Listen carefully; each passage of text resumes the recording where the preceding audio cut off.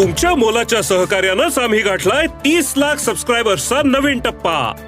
तुमच्या कामाची प्रत्येक बातमी साम टीव्हीच्या डिजिटल प्लॅटफॉर्मवर आजच लाईक, शेअर आणि फॉलो करा।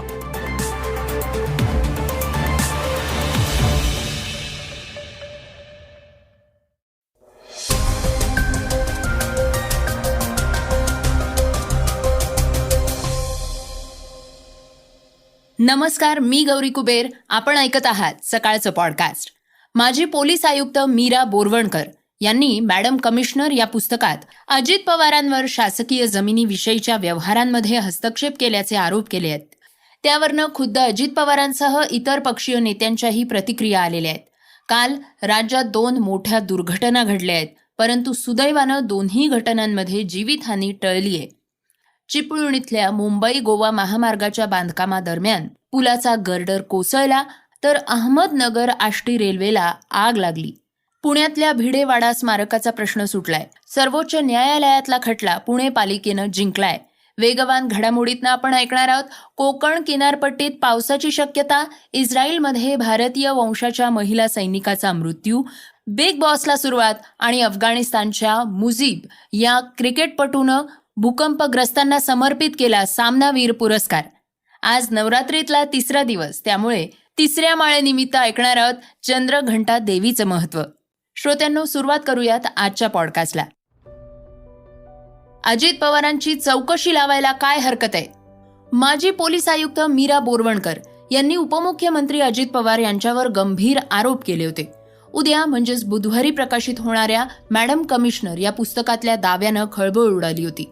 रोहित पवारांसह विविध नेत्यांनी त्याविषयी प्रतिक्रिया दिल्या आहेत। दरम्यान मीरा बोरवणकर यांनी पत्रकार परिषद घेऊन यावर प्रतिक्रिया दिली आहे। अजित पवारांनी मला येरवड्यातील जागा हस्तांतरित करण्यासाठी सांगितली होती, पण मी त्याला नकार दिला होता, असं त्या म्हणालेल्या आहेत। येरवड्यातल्या पोलिसांच्या जमिनीचा लिलाव करण्याचा आदेश अजित पवारांचा होता, असा थेट आरोप मीरा बोरवणकर यांनी केलाय। मीरा बोरवणकरांच्या गौप्यस्फोटानंतर विविध राजकीय प्रतिक्रिया उमटल्या आहेत। अनेकांनी चौकशीची मागणी केली आहे। आता आमदार रोहित पवार यांनीही यावर भाष्य केलंय। माझ्यावर चौकशा सुरू आहेत, तर सत्तेतल्या लोकांच्या चौकशा सुरू करायला काय हरकत आहे, असा सवाल रोहित पवारांनी उपस्थित केलाय। मीरा बोरवणकर यांनीही पुस्तकात लिहिलं होतं की येरवड्यातल्या पुणे पोलिसांची मोक्याची ठिकाणची जागा 3 एकर आहे। 2010 मध्ये तत्कालीन विभागीय आयुक्तांनी मला दूरध्वनी केला आणि दादांना तुम्हाला भेटायचंय असा निरोप दिला। त्यानंतर मी विभागीय आयुक्तांच्या कार्यालयात गेले, त्यावेळी येरवड्यातल्या 3 एकर जमिनीबाबतची चर्चा झाली। ही जागा पुणे पोलिसांची आहे। भविष्यातल्या पुण्याचा वाढता विस्तार घेऊन ही जागा पोलिसांसाठी उपयुक्त ठरणार आहे।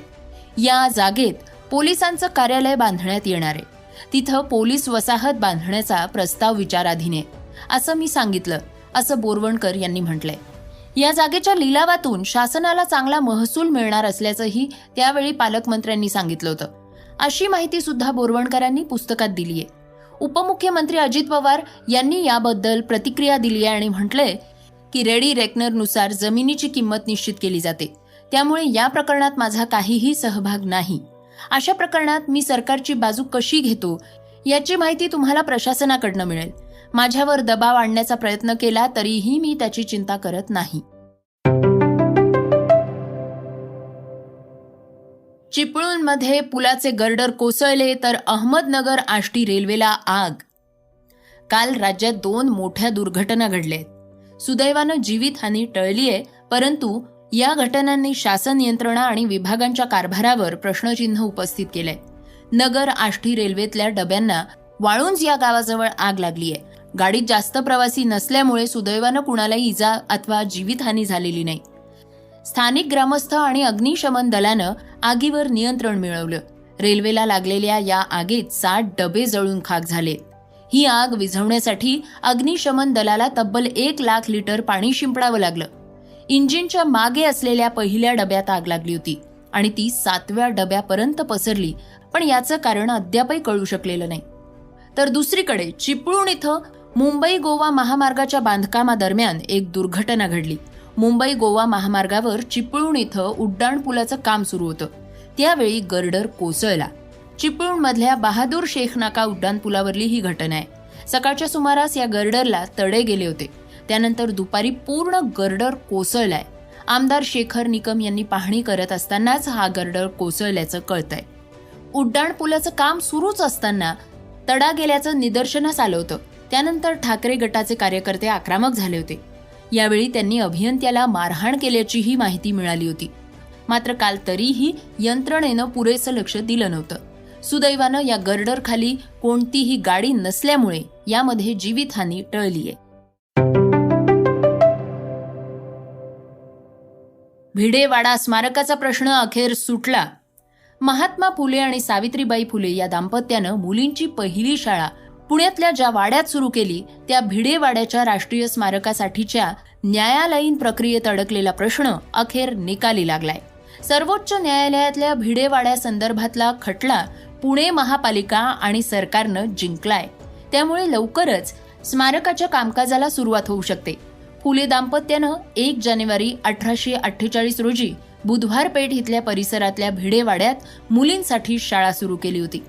त्याचा आता राष्ट्रीय स्मारक व्हावं अशी मागणी मुलींची पहिली शाळा सार्वजनिक स्मारक समिती यांच्या वतीनं पुढे करण्यात आली होती. शाळा स्थापनेला 1998 मध्ये 150 वर्ष पूर्ण झाली. त्यावेळी ज्येष्ठ समाजसेवक बाबा आढाव, नितीन पवार यांनी फुलेवाडा ते भिडेवाडा अशी मिरवणूक काढली होती. त्यावेळेपासून हे स्मारक करावं या मागणीनं जोर धरला होता. भिडेवाड्यात आता 2 गुंठे जागा राहिलीये. त्यातली जागा मालक आणि भाडेकरू यांच्यातला वाद न्यायालयात होता. त्यामुळे राज्य सरकारनं महत्वाची भूमिका बजावली होती. यासाठी गेली 23 वर्ष लढा दिला जात होता. हा प्रश्न सुटण्यासाठी अखेर 2023 साल उजाडावं लागलंय.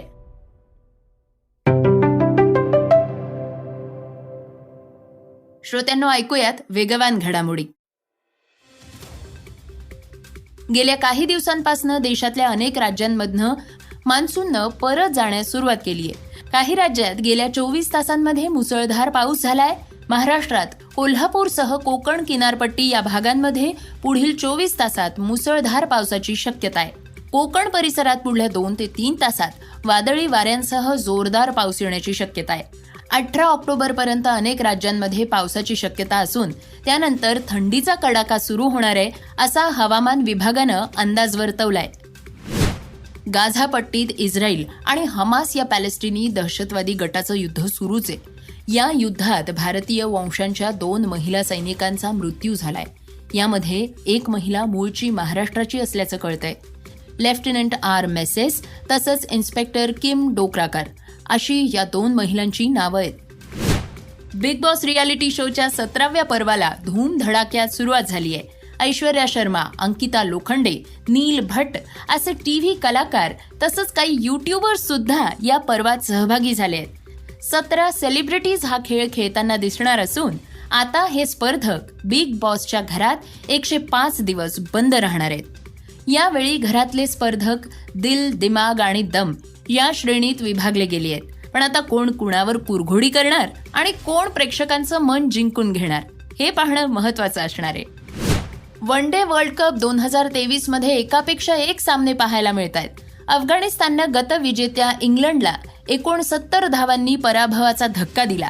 हा अफगाणिस्तानचा या वर्षीच्या स्पर्धेतला पहिला विजय होता. 22 वर्षीय मुजीब उर रहमाननं अफगाणिस्तानच्या या विजयात मोलाचा वाटा उचललाय.